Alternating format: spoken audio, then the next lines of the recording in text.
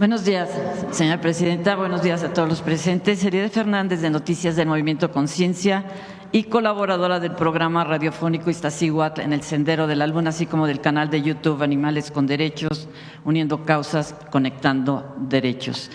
Señora presidenta, antes de formularle la primera pregunta, permítame obsequiarle el libro Revocar el Silencio, con fotos de mi autoría y un ensayo crítico de la escritora Francesca Gargalo, que en paz descanse.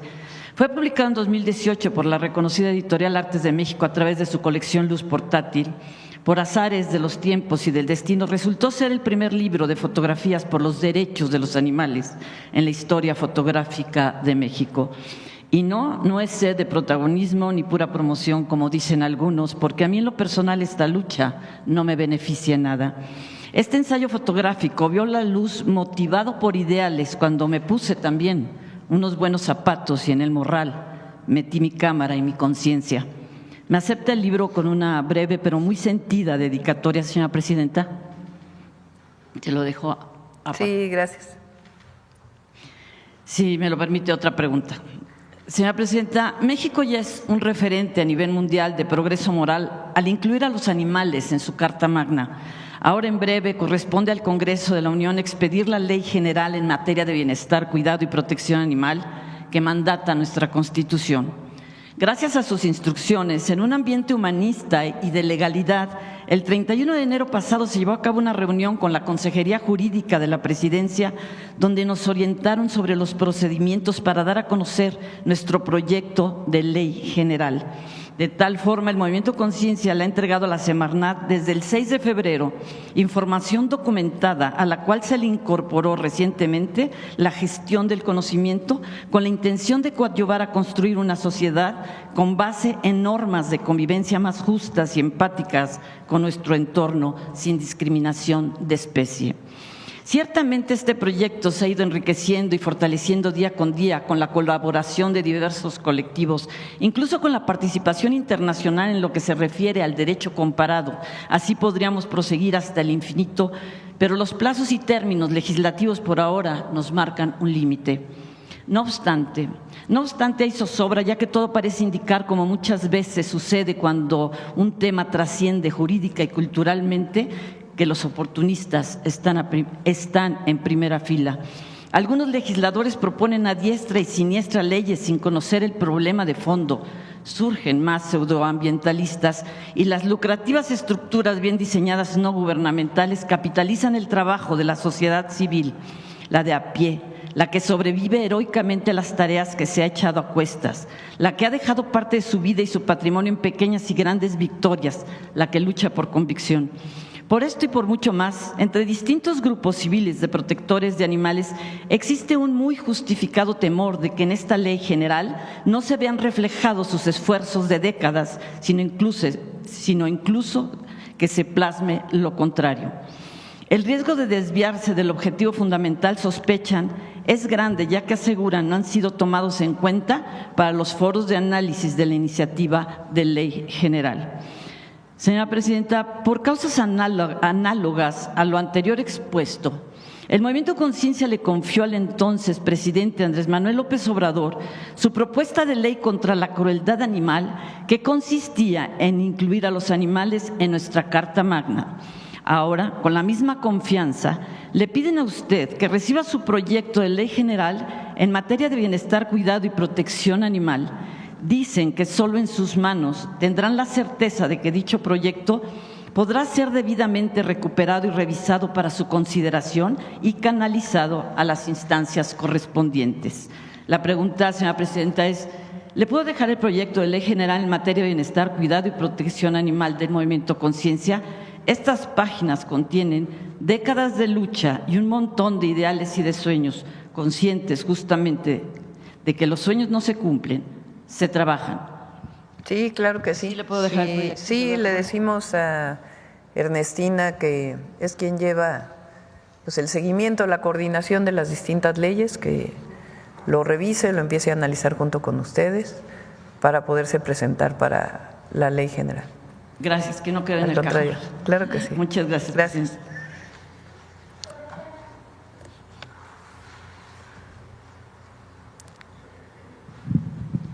Gracias, presidenta. Buenos días. Karina Vargas, de Reporte Índigo. Una precisión sobre la entrega de apoyos en Tamaulipas.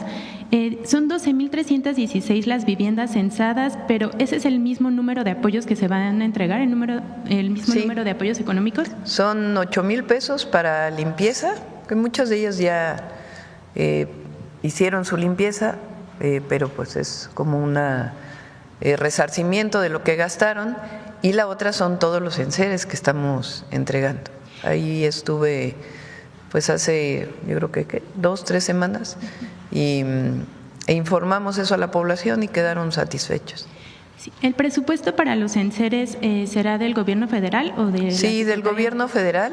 Son enseres que tiene hoy la Secretaría de la Defensa Nacional como parte de pues su reserva para cualquier problema que sufra la población, y es decir, no es un gasto adicional, sino que ya lo tenían en reserva la Defensa Nacional, de su plan de N3C.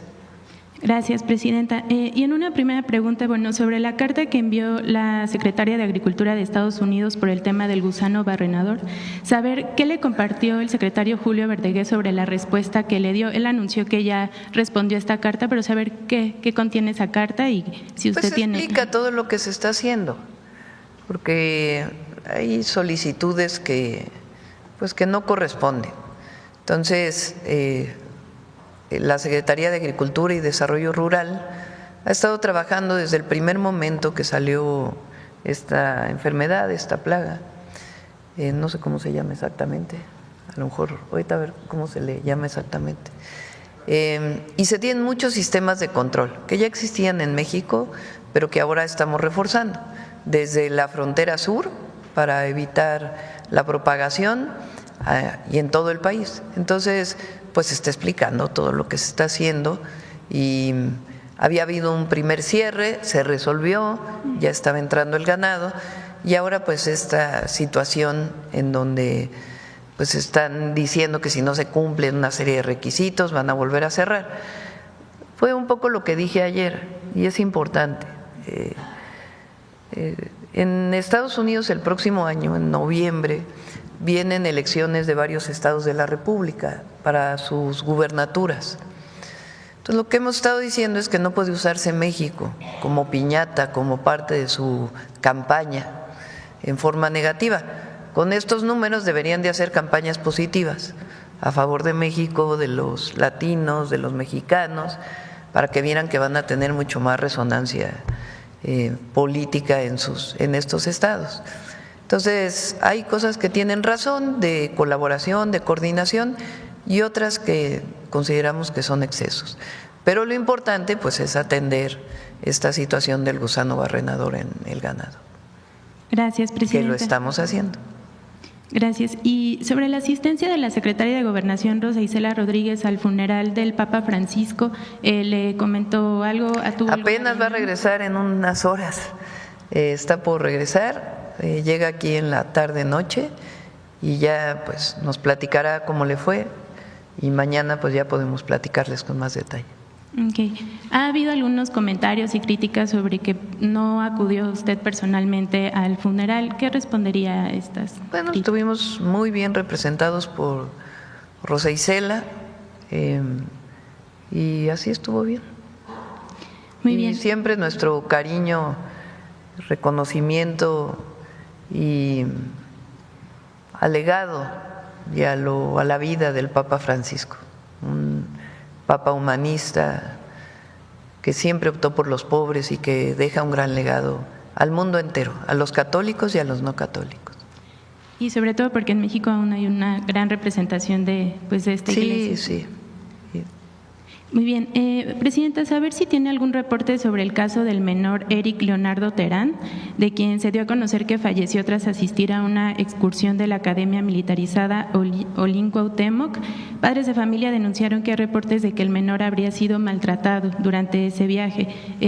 ¿Tiene algún reporte al respecto? Se está haciendo la investigación y con gusto les informamos, pero se va a hacer una investigación profunda. ¿La investigación está a cargo de quién? Del Estado, pero nosotros pues estamos dándole seguimiento. ¿La Secretaría de Educación Pública podría comenzar a hacer una revisión? Tiene que participar también.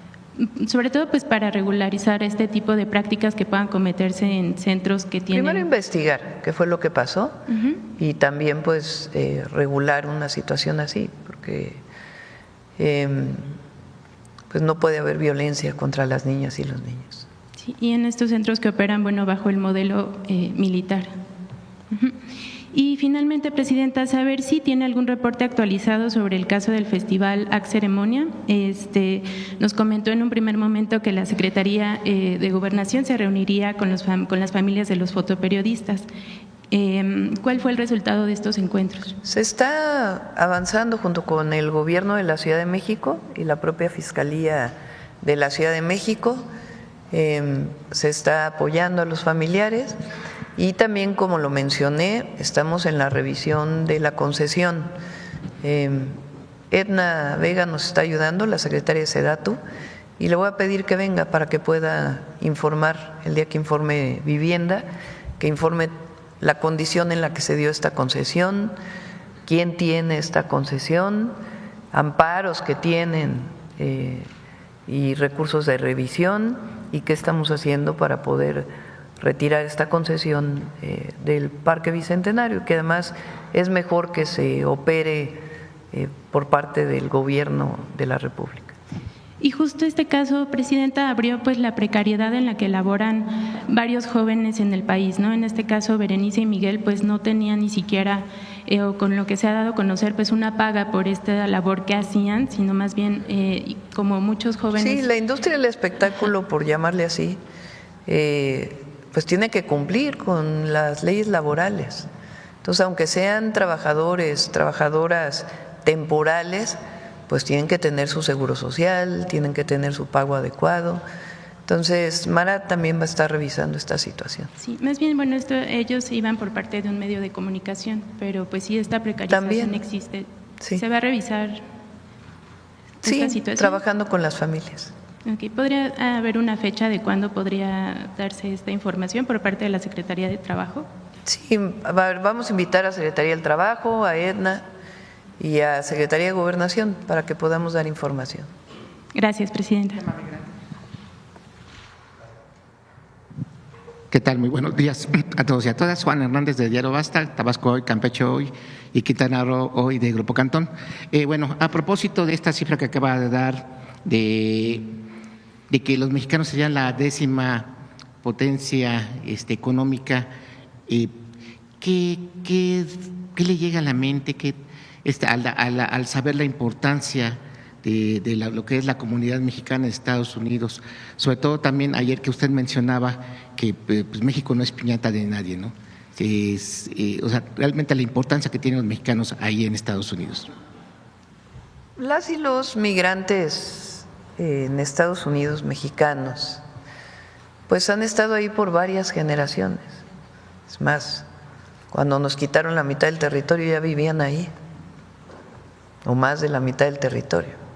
Y a lo largo de la historia, pues ha habido migración por dos razones. Una, la necesidad de las y los mexicanos de buscar una vida mejor para sus familias, y la otra, la necesidad de la economía de Estados Unidos de que haya trabajadores y trabajadores que ayuden a desarrollar su economía. Fíjense, son nada más, a ver, pone el número otra vez, de los 38 millones que se estiman, hay quien habla de 40 millones, son 4 millones que no tienen documentos, pero la mayoría de ellos ya llevan muchísimos años en los Estados Unidos y contribuye. Se estima que 20% del ingreso de las y los mexicanos es enviado en remesas. ¿Qué significa? Que el 80% se queda en los Estados Unidos, en ahorro, en consumo, en pago de impuestos. Entonces, esta idea de que las y los migrantes quitan trabajos es todo lo contrario, ayudan a la economía de los Estados Unidos. Entonces, es muy importante que todas y todos los mexicanos lo conozcamos y todas y todos los estadounidenses lo conozcan también, todas las nacionalidades, pero particularmente nosotros y los estadounidenses, para que reconozcan ese trabajo, que sepan lo que significa para su país y que sea parte pues de todos los diálogos también en los temas de migración. La criminalización de los migrantes pues es un tema esencialmente racista, y lo que nosotros estamos planteando es, en todo caso, pues hay que platicar de esos 4 millones de indocumentados con el gobierno de Estados Unidos, y también el reconocimiento de muchísimas familias mexicanas de primera, segunda, tercera, cuarta generación que están ahí y que contribuyen de manera muy importante. Yo creo que si hacemos una encuesta, a ver, la vamos a hacer, y preguntamos, ¿tienes un familiar viviendo en los Estados Unidos? A cualquier mexicano o mexicana, pues no sé, un porcentaje altísimo va a decir que sí. Yo lo hago ahora en las asambleas en el país. Pregunto, ¿quién tiene familiares en Estados Unidos? Y todos levantamos la mano, incluídame yo. A ver ustedes, ¿quién tiene familia en los Estados Unidos? Porque primero somos países vecinos y es normal que haya migración, pero históricamente pues ha habido un montón de mexicanos de distintos oficios y profesiones. Mi hermana, por ejemplo, lleva ya más de 30 años viviendo, maestra de escuela primaria allá. Se fue de estudiante, ella periodista, por cierto, de comunicación, se fue como reportera de Notimex allá, y después hizo la carrera de maestra allá y se quedó, allá se casó y tiene sus hijas. Pero como mi hermana, estoy contando la historia de millones y millones y millones de mexicanos y mexicanas que están allá. Entonces, es una relación muy importante, porque a veces hablamos de las exportaciones, de las importaciones de mercancías, pero las personas, pues es una relación fundamental.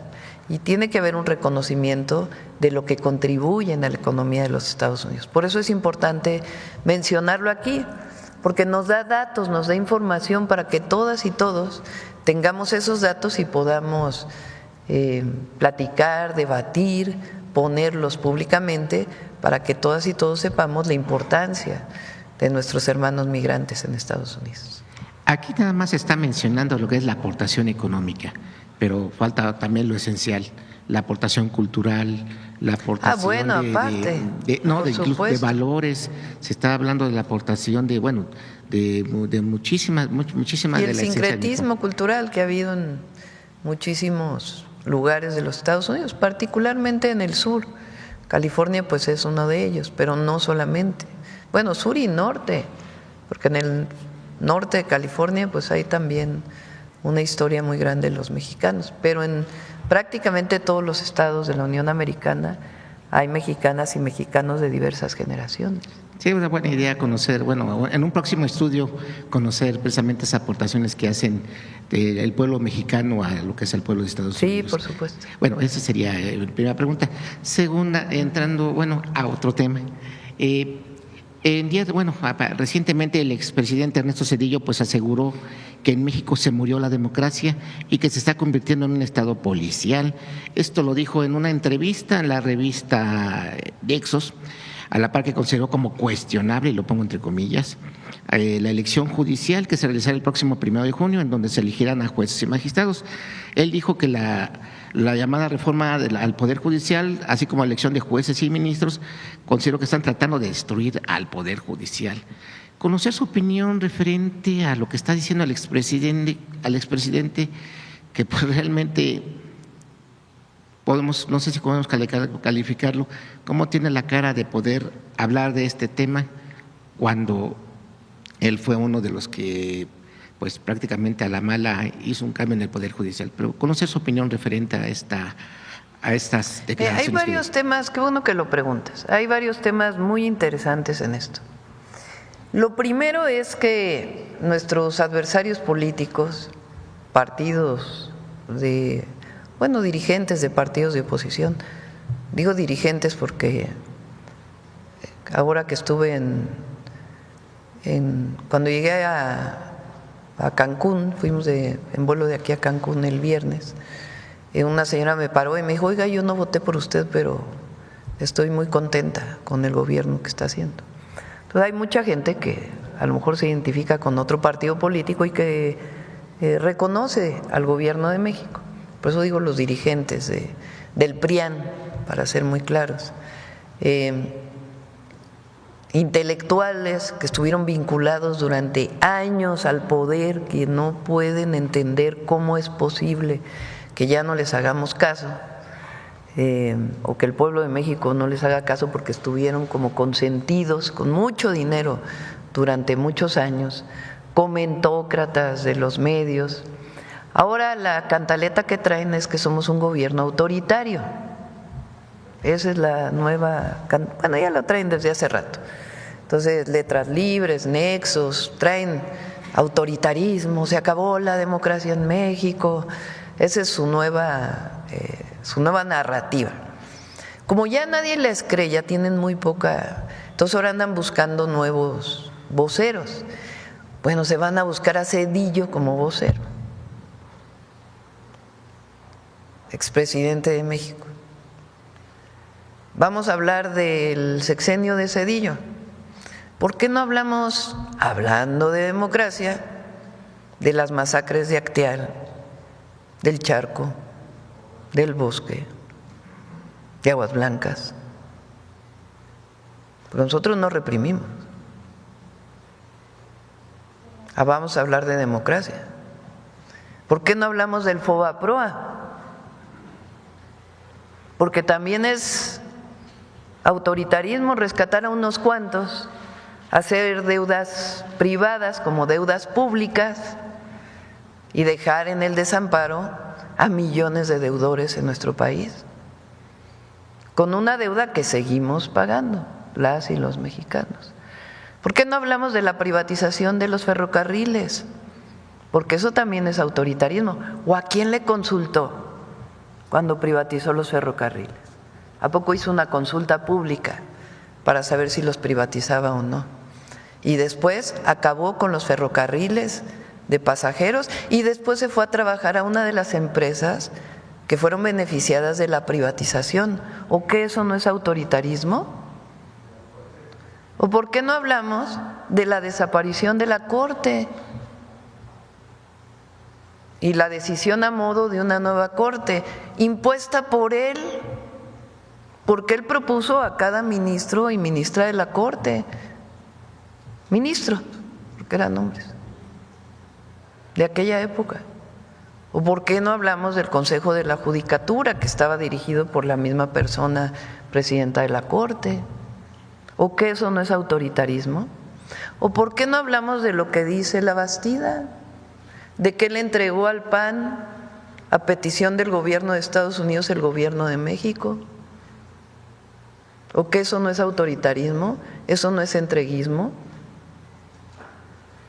Entonces, ahora resulta que Zedillo es el paladín de la democracia. Lo bueno es que el pueblo de México está muy informado, muy informado. Entonces están diciendo que hay autoritarismo porque el pueblo va a elegir al Poder Judicial. O sea, imagínense la contradicción. Pues ¿qué no democracia es el gobierno del pueblo? Bueno, eso lo dijo Lincoln. El gobierno del pueblo, por el pueblo y para el pueblo. Entonces el pueblo ahora va a elegir a su poder judicial, pero eso no es democracia, porque para ellos la democracia es la de unos cuantos. El pueblo no es sabio, el pueblo no conoce, el pueblo no puede decidir quién va a ser su ministro, porque imagínense que un pobre vote. No, eso no es democracia. O sea, se regresaron al tiempo ancestral. Entonces, están buscando un vocero, imagínense, Zedillo como vocero. ¿Qué más dónde vive Zedillo? Hace muchos años que no vive en México, ¿no? Digo por ser expresidente, porque bueno, como decimos, hay muchos mexicanos que no viven en México, pero él tomó la decisión de ya no vivir en nuestro país, como muchos otros expresidentes. Entonces, es muy contradictoria, fíjense, ¿no? Ley censura ahora la ley de telecomunicación.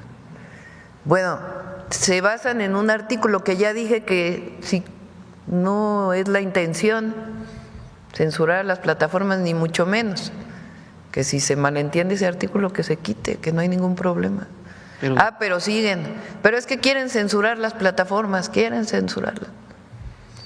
Que escuchen la mañanera a ver si se enteran un poquito de lo que decimos aquí.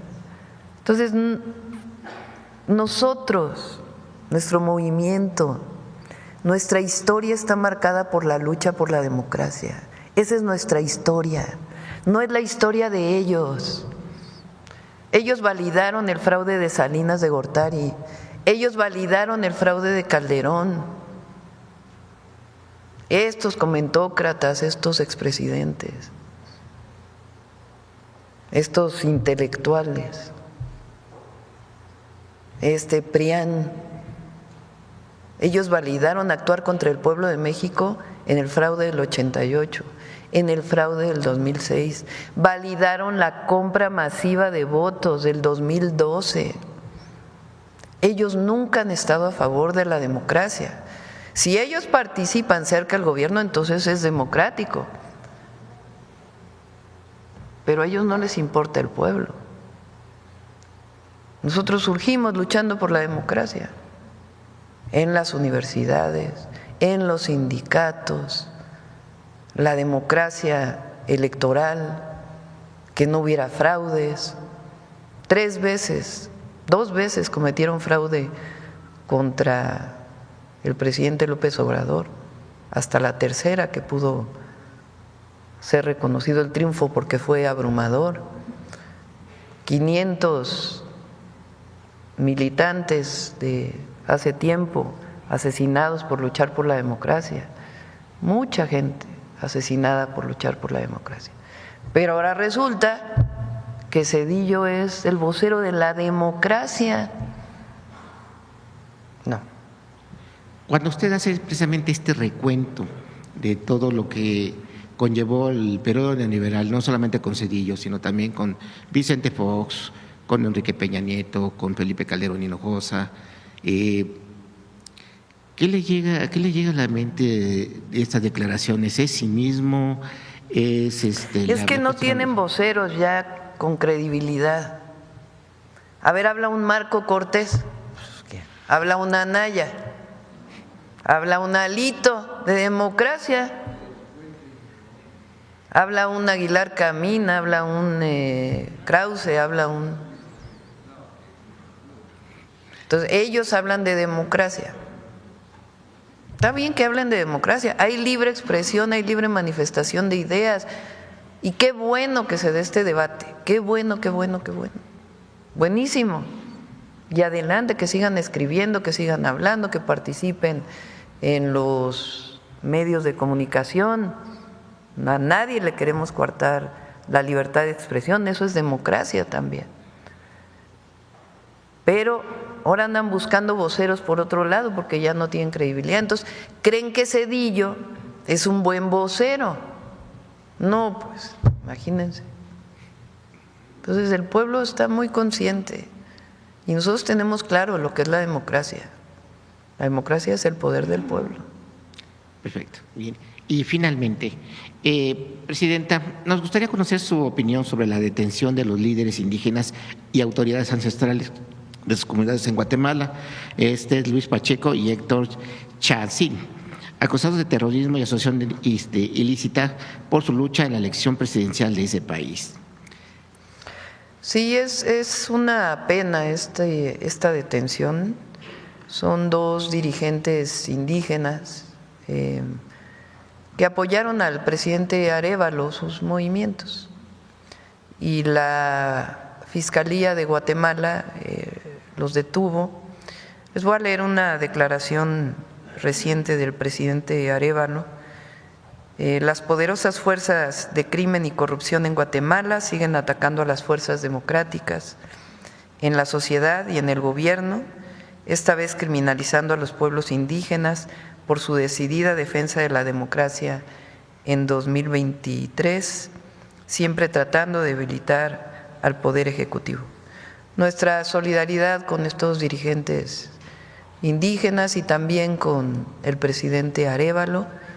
Me van a decir que estoy interviniendo en los temas de Guatemala, no, es sencillamente parte de la política exterior de México, defender la autodeterminación de los pueblos y la defensa de personas que han luchado siempre por la democracia. Gracias. Acá. Después vamos aquí a… Muchas gracias, Presidenta. Yaret Arciniega, de Revista Fortuna. Presidenta, al menos en 2 ocasiones nuestra publicación le ha preguntado sobre la necesidad de una reforma fiscal. La recaudación del SAT confirma, sin embargo, que a través de impuestos como el que ahora se le aplica a las compras a través de plataformas digitales es posible incrementar la recaudación fiscal, al menos hasta en 2 dígitos. En relación con esto, Presidenta, en Revista Fortuna confirmamos que hay más posibilidades de incrementar los ingresos para la hacienda pública y al mismo tiempo desincentivar el consumo del alcohol y por ende el alcoholismo, que es una enfermedad que aqueja, que si bien se ha normalizado, aqueja a muchas familias mexicanas. Esto de acuerdo con una investigación de los economistas Gabriel Farfán, Luis Fonserrada, Anel Rodríguez y Joaquín Sánchez. Ellos plantean que si se modifica el esquema mediante el cual se cobra el impuesto especial, el IEPS, a las bebidas alcohólicas, pasando de un modelo ad valorem a un modelo ad quantum, es posible que la recaudación pueda incrementar de 15,000 a 25,000 millones de pesos. Esto quiere decir, pasar de un ad valorem a un ad quantum, quiere decir que se graben las bebidas alcohólicas de acuerdo con los grados de alcohol y no con el precio o con lo que cuesta producirlas, ya que muchas bebidas que se producen, es muy barato producirlas, Presidenta. Entonces, como es muy barato producirlas, se venden a muy bajo costo. Esto hace que los jóvenes y que personas en situaciones vulnerables puedan acceder pues más fácil a estas bebidas. Además de que se recaudarían pues muchos más impuestos, mucho más dinero para la hacienda pública, pues esto también ayudaría a desincentivar el consumo. Presidenta, nada más plantearle, ¿su gobierno estaría de acuerdo con llevar alguno de estos ajustes a cabo? ¿Todavía se puede buscar manera de seguir buscando manera de recaudar más impuestos sin llegar a una reforma fiscal, Presidenta? La primera es seguir combatiendo la corrupción. Todavía hay espacios que tienen que ver con evadir impuestos. Esa es la que da más resultados, antes de estar pensando en grabar. Por eso fíjense, entre el año pasado y este año, nosotros redujimos el déficit.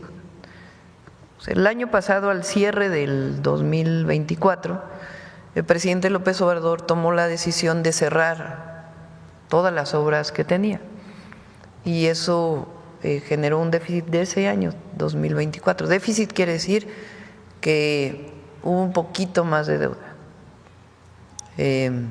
Tampoco estas cosas que habla el Fondo Monetario y que no ha entendido nada de lo que está ocurriendo en México.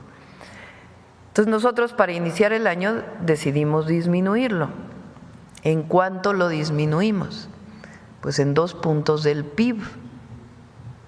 Estamos hablando de casi 700,000 millones de pesos. Y sin embargo, estamos recaudando más.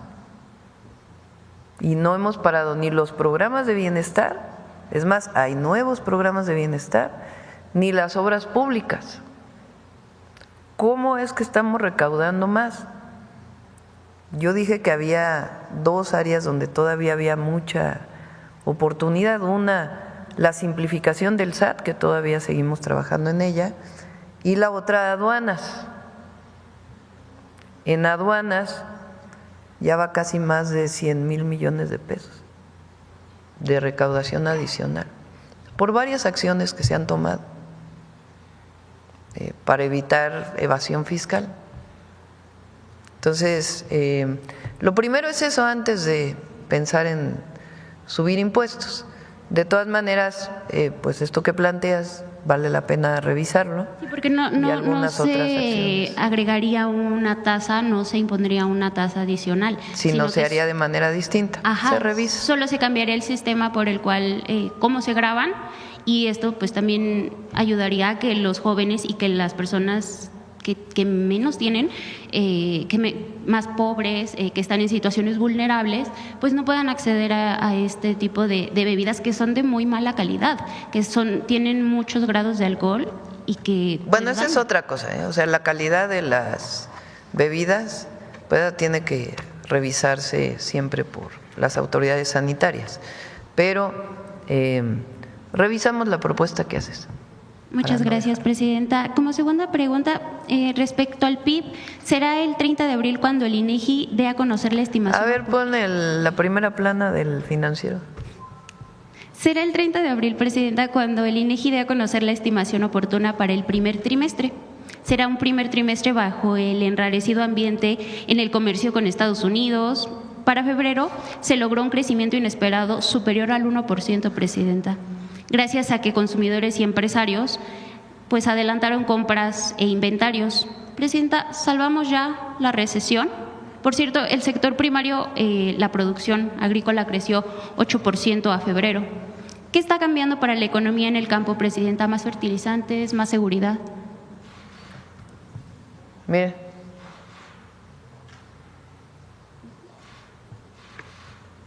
ya ven que decían que no íbamos a crecer, que estaba muy mal la economía, y que yo les decía, no, espérense. Y todavía falta construcción, porque apenas estamos dando el impulso a la construcción pública, que ustedes saben que uno de los sectores que más impulsa y dinamiza la economía pues es la construcción. Entonces, apenas está desarrollándose la vivienda. Yo pienso que en unos 2 meses, más o menos 3 meses, quizá esté ya todas las unidades habitacionales que estamos construyendo ya en su máximo. Y la obra pública, que también apenas inicia. Ayer el general Vallejo, que está a cargo de la construcción, los ingenieros militares, el agrupamiento Felipe Ángeles, están a cargo de la construcción del México Querétaro y el México Pachuca, y también del tren de carga, en el Tren Maya. La Marina está encargada del interoceánico y vamos a licitar para la participación de empresas privadas en su construcción, el Querétaro Irapuato y el Saltillo Nuevo Laredo. Bueno, ayer el general Vallejo decía que el México Querétaro van a ser como 200,000 empleos directos. Claro, son en 3 años, pero de todas maneras apenas inició esa construcción. Entonces, en el segundo trimestre pues ya se va a ver reflejado también construcción y otros temas. Recuerden que México tenemos todavía pendientes en el tema de aranceles con Estados Unidos, que son las automotrices, autopartes, que hoy tiene 0 aranceles y que estamos viendo cómo se va a resolver eso, y también vehículos completos que se exportan, el contenido estadounidense, y el acero y el aluminio, que seguimos dialogando con el gobierno de Estados Unidos. Pero todo lo demás no tiene aranceles.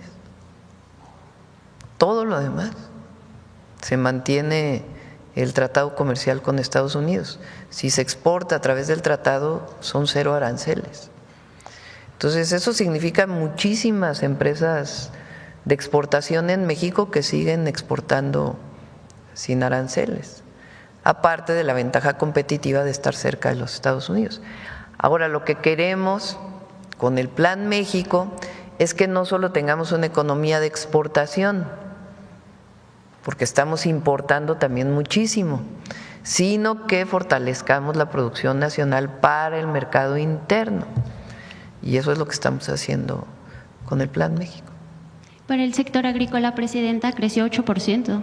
¿Qué está pasando con la economía en el campo? ¿Más fertilizantes, más seguridad? Bueno, ahora los fertilizantes se están dando más a tiempo, porque logramos desde el año pasado ya venía en Pemex este trabajo, pero logramos acelerar la producción de fertilizantes por parte de Pemex para poderlos entregar de manera gratuita. Entonces hay muchos estados que ya lo tienen. Y aún con la sequía, porque los estados del norte están viviendo una sequía importante. Entonces vamos a seguir trabajando, pues de eso se trata, de no quedarse de brazos cruzados frente a una situación internacional, sino trabajar permanentemente, no solo por el crecimiento económico, sino sobre todo por el bienestar del pueblo de México, que es lo que nos interesa.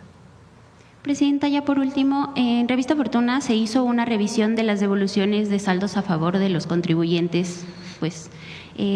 La revisión se realizó entre 2018 y 2023 y encontramos que el gobierno del presidente López Obrador llegó a pagar tan solo en 2022 más de $1 billón por devoluciones tributarias entre IVA, ISR, IEPS. De enero a diciembre de este año, las resoluciones a solicitudes superaron los 2 millones, Presidenta. Nunca se dejó de pagar la devolución. Según cifras de los informes tributarios y gestión, la pregunta, Presidenta, es si le han reportado en este proceso de devolución para el 2024, si ya se eliminó el problema de comprobantes apócrifos y en qué medida complicó el proceso de reembolso a los contribuyentes el aumento inédito de cobro a impuestos en plataformas digitales. Si quieren traemos a Tony para que explique ahora que se cierre abril la recaudación. Pero se van a devolver, o sea, todo lo que es por ley, todo se tiene que devolver y todo se va a devolver. O sea, que no se preocupen los contribuyentes, lo que es la devolución de impuestos se tiene que devolver y se va a devolver a tiempo en el marco de la ley. ¿Impactó estas cifras inéditas de cobro a las plataformas digitales? Entiendo, a ver si está Tony por ahí, si mal no recuerdo son 5,000 millones de pesos, pero ahorita a ver si, no recuerdo si es la cifra anual o solo trimestral, creo que es la cifra anual. A ver ahorita que nos comente. Muchas gracias, Presidenta. Sí. Buenos días, Presidenta. Hoy en el Heraldo de México se está publicando una encuesta en la que 78% de la población está a favor del trabajo que realiza. Si nos puede regalar una opinión al respecto. Sí, pues a ver, pónganla al Heraldo.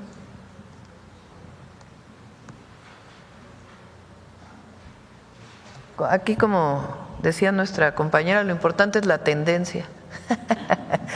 Y el mes pasado creo que fue 79 y el mes anterior 78 de las encuestas que publica el Heraldo. Eso quiere decir que pues se mantiene realmente, ¿no? Porque el margen de error de estas encuestas es más o menos 2-3%. Entonces lo que quiere decir pues es que nos mantenemos en el caso de la encuesta del Heraldo con el 78%, está de acuerdo en cómo estamos haciendo las cosas y es pues agradecerle a la gente y al pueblo de México y decir que no vamos a defraudar, vamos a seguir trabajando para el pueblo de México todos los días. Presidente, y también otra pregunta. En Estados Unidos se llevaron a cabo 2 grandes redadas, en Florida y en Colorado. Si tiene reporte de mexicanos detenidos y sobre todo la asistencia que se está dándole a los connacionales que pudieran estar detenidos en esa situación. Gracias. Sí, hay tengo el dato de una de ellas, fueron 5 mexicanos y ya están en contacto con el consulado y las familias. Les damos el dato en un momentito. ¿Los 5 detenidos fueron en Colorado Spring o en Florida? Creo que fueron en Colorado, ¿no? En Colorado. Y en Florida les damos la información y siempre tienen el apoyo de los consulados. Okay. Gracias, Presidente. Gracias. A ver, vamos por acá. A ver aquí. ¿Qué tal? Buen día, presidente. Oscar Zamudio para Sagacín del Estado de Hidalgo. El día de ayer, durante el arranque de la construcción del tren México-Querétaro, usted solicitó al pueblo queretano que se le otorgara a la última estación el nombre de la corregidora. ¿Cuál es el mensaje que quisiera darle a las nuevas generaciones con esta sugerencia, presidenta? Pues las mujeres en la historia. Es el reconocimiento de las mujeres en todos los ámbitos, las heroínas que tienen nombre y las heroínas anónimas. Durante años, bueno, cuando yo estudié, ni Leona Vicario aparecía en los libros de texto. Sí aparecía Josefa Ortiz, pero ni Leona Vicario. Entonces ahora el que llegue una mujer o que lleguemos todas a la presidencia tiene que ver con esto también, con el reconocimiento de la participación de las mujeres en la historia de México. ¿Alguna sugerencia para el tren México-Pachuca, para el nombre de alguna de las estaciones? Pues ya vamos a revisarlo. Otra mujer, sí. En el tema de Día de los Niños y las Niñas, presidenta, también inspirado por la reciente película de Netflix, Los dos hemisferios de Luca, me gustaría compartir algo importante. En Sagacín tuvimos el honor de entrevistar a Julián Tello, un niño de 11 años con parálisis cerebral, protagonista de esta producción mexicana junto a Bárbara Mori y Juan Pablo Medina. Una historia profundamente emotiva que pone en primer plano la realidad de las personas con discapacidad en México. Durante la entrevista conversé con sus padres, quienes me pidieron además expresarle su agradecimiento por considerar a las personas con capacidades diferentes en los programas de bienestar. Hace algunas semanas, en este mismo espacio, usted presentó la convocatoria México Canta por la Paz. En ese contexto, presidenta, ¿cómo puede entonces el gobierno colaborar con la industria cinematográfica para fomentar una representación más inclusiva de las personas con discapacidad en el cine y la televisión? Eso es una buena pregunta. Vamos a trabajarlo y vamos a pedirle a Claudia Curiel que también sea incluido en México Canta. Que por cierto, hoy es 28, ¿no? Creo que hoy inician las inscripciones, ¿no? Al México Canta. Ok, sí, presidenta. En otro tema, el gobernador de Hidalgo, Julio Menchaca, anunció el Plan Hidalgo, una estrategia alineada al Plan México enfocada en proteger la economía local frente a los nuevos aranceles de Estados Unidos. Este plan contempla más de 88 proyectos de inversión con metas ambiciosas y una generación de más de 129,000 empleos. A propósito de esta coordinación entre gobiernos estatales y federales, ¿estaría considerando el gobierno federal ampliar y reforzar la estrategia del Plan México con recursos específicos o ventanillas únicas para que otros estados se alineen a este tipo de planes regionales, sobre todo los estados que tienen menos ingresos propios? El 16 de mayo vamos a anunciar la licitación de los polos de bienestar. Ahí vamos en tiempo. Además nos retrasamos en la presentación de todas las obras públicas, lo vamos a hacer esta semana, pero todo lo que planteamos el 3 de abril del Plan México, vamos en tiempo informándolo. Y uno de los temas que planteamos, 16 o 19 de mayo, es la licitación de los polos de bienestar. ¿De qué se trata? Son terrenos muy grandes, dependiendo del estado o de la entidad de la República. En algunos casos son 700 hectáreas, como en el caso de Hidalgo, en otros casos son 60 hectáreas, 50 hectáreas, que hemos valorado que pueden ser zonas para el desarrollo industrial, principalmente manufacturero, con parques industriales, pero les llamamos de bienestar porque la idea es que cerca esté la vivienda, que haya escuelas, que haya hospitales, es decir, que no solamente sea la inversión, sino que pensemos en las y los trabajadores que van a trabajar en esas fábricas. La licitación tiene que ver con que esos polos de bienestar van a tener incentivos fiscales de distinto tipo. Entonces se licita y hay distintos mecanismos para que se incentive la inversión privada en todos estos lugares. Hidalgo tiene dos, uno de ellos está en Tula, que es el Parque de Economía Circular, o bueno, cerca de Tula. Tula, más bien Hidalgo, van a pasar por ahí los dos trenes. El México Querétaro tiene dos estaciones en Hidalgo, una en Tula. Y obviamente el México Pachuca, pues también Ciudad de México Pachuca, Ciudad de México Querétaro. Entonces Hidalgo tiene un potencial de desarrollo muy grande, además de que aunque el AIFA esté en el Estado de México, pues está esquina con Hidalgo y ahí se están planteando muchos polos de desarrollo en este momento. Entonces sí, Hidalgo, además de la inversión pública del gobierno del Estado, del gobierno de México, pues toda la inversión privada que está llegando a Hidalgo, que es muy importante. De ahí mi insistencia en bautizar alguna de las estaciones de los trenes, de las estaciones que van a pasar por Hidalgo. Y por último, Presidenta, en estas vacaciones de Semana Santa, saber si tienen algún reporte de la afluencia de los pasajeros en el Tren Maya y de los hoteles que se encuentran en esa región durante esta temporada, la ocupación hotelera, y qué expectativas tendrían estos hoteles y el Tren Maya para las vacaciones de verano. Pues fíjense, ¿qué fue? El viernes en la noche nos subimos al último tren que va de Cancún a Mérida, venía lleno, llenísimo, no había prácticamente asientos disponibles. Nosotros como una semana antes dijimos que íbamos a ir y cuando nos subimos venía llenísimo el tren.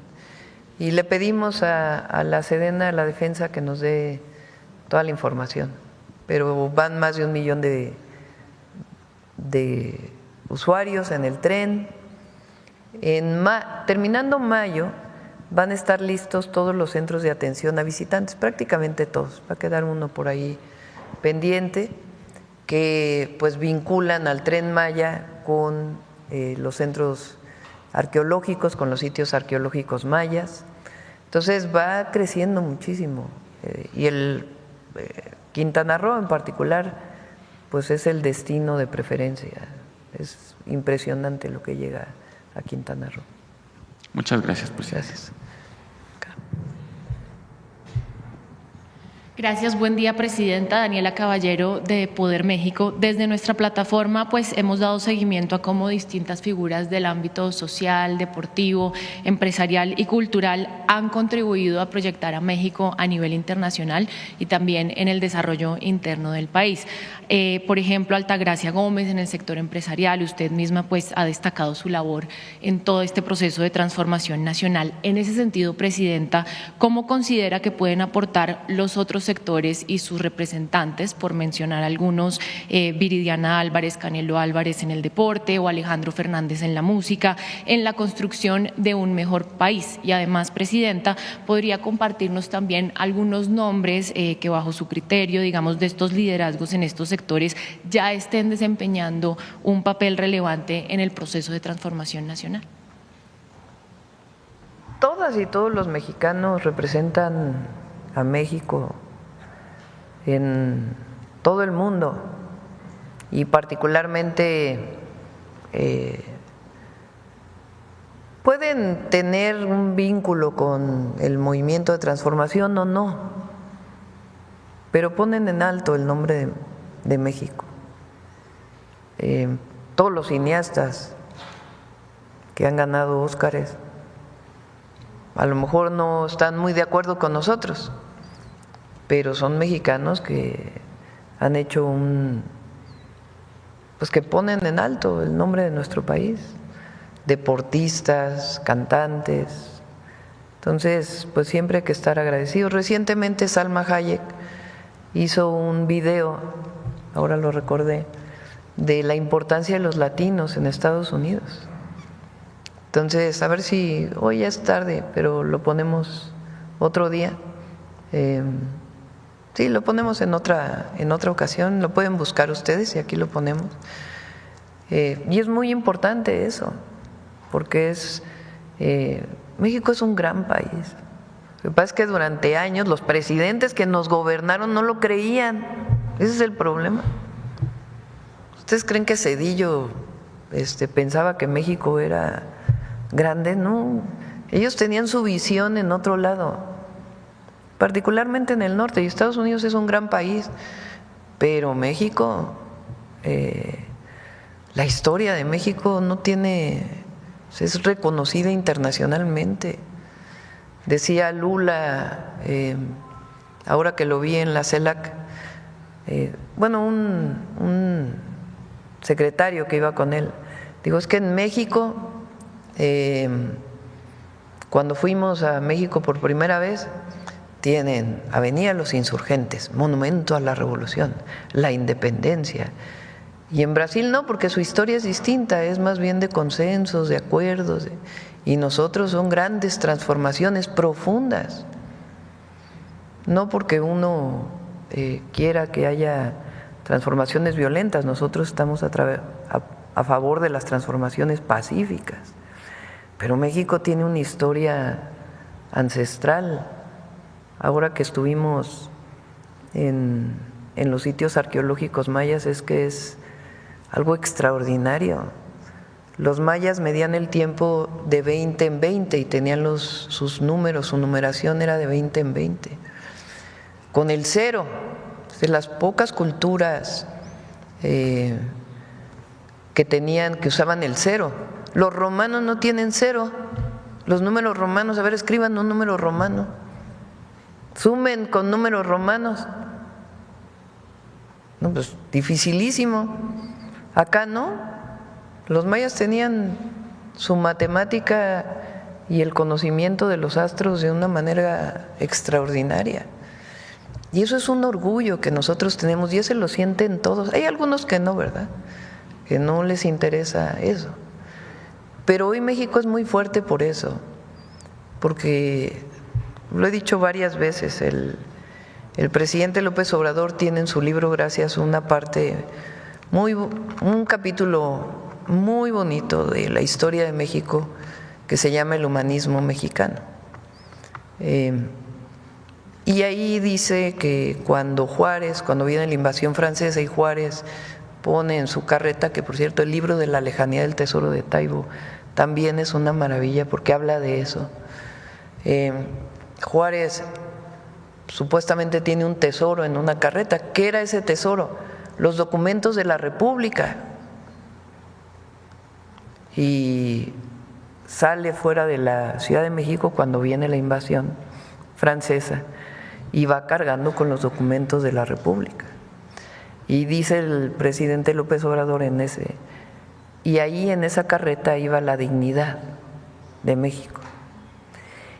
Y yo estoy convencida que si algo devolvió la Cuarta Transformación al pueblo de México es su dignidad, su orgullo, su reconocimiento. Y eso ya no va a cambiar, ya no va a cambiar. Porque cuando nosotros decimos que la democracia es la representación del pueblo, es el poder del pueblo, pues estos que hablan de que hay autoritarismo no lo entienden. Pero así como eso, el que Alejandro Fernández cante como canta en Estados Unidos, pues hay una identidad enorme. Por eso ahora el México canta, pues es en los dos lados, para que las y los jóvenes de México tengan solo la nacionalidad mexicana o la mexicana estadounidense, pues se reconozcan en la cultura. Entonces, bueno, que viva México. Gracias.